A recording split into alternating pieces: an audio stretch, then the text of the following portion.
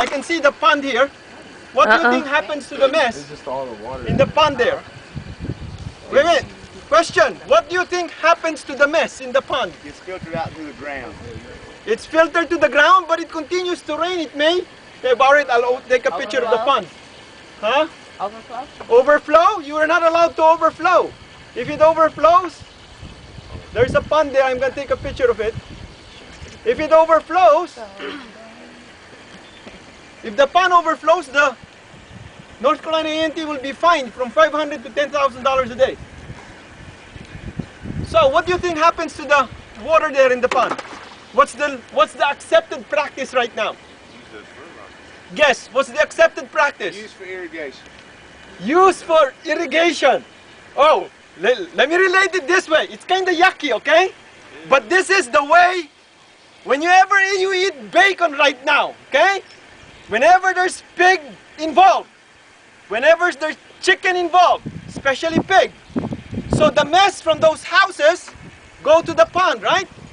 The way they treat the water right now in the pond is there's an underground system under, okay? And there's a sprinkler out there.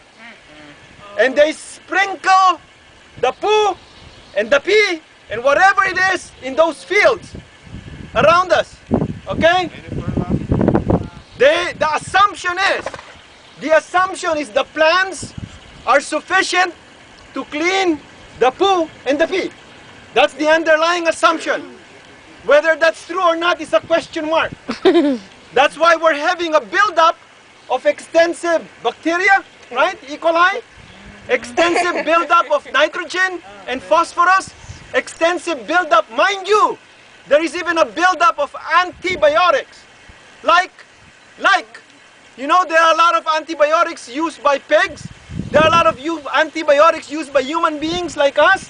And to those who are always depressed, they may get that depression drug, right?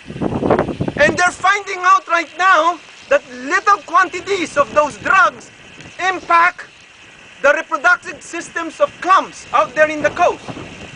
So there is a problem, an environmental problem, and the reason why I brought you here, remember the design statement of the problem? Big problem. I want to continue eating pigs. I want to continue eating bacon, but big problem. Engineers need to find a solution how to treat the waste. Okay, that's a big problem because that's only 200. Remember, if there are 1 million of them, it's a mess. Okay, that's what's happening in the east coast of North Carolina. They spray it back on the field. So what is A&T doing right now? This is one of the few experiments in the nation wherein we're testing the efficiency of wetlands. If you think about it, these are wetlands. Wetlands are plants that grow on wet soil. Okay? So we're testing the efficiency. The hypothesis is wetlands can treat swine waste better than spraying it in the field. And some data shows that it may be one of these will be equivalent to 25 of that in treating systems. But they found out later on it may not be true.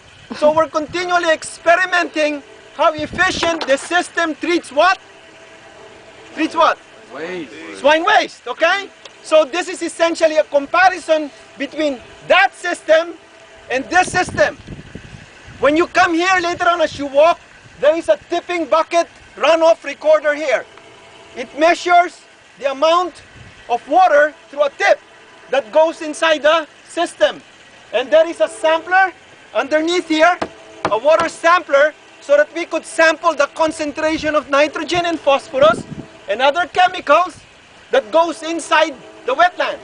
And there is an equivalent system on the other side, okay? So that we know the amount of nitrogen and bacteria that went in, and we know the amount of nitrogen and phosphorus that went out. So we can find the efficiency of the system, a wetland system. Now let's go to the other side.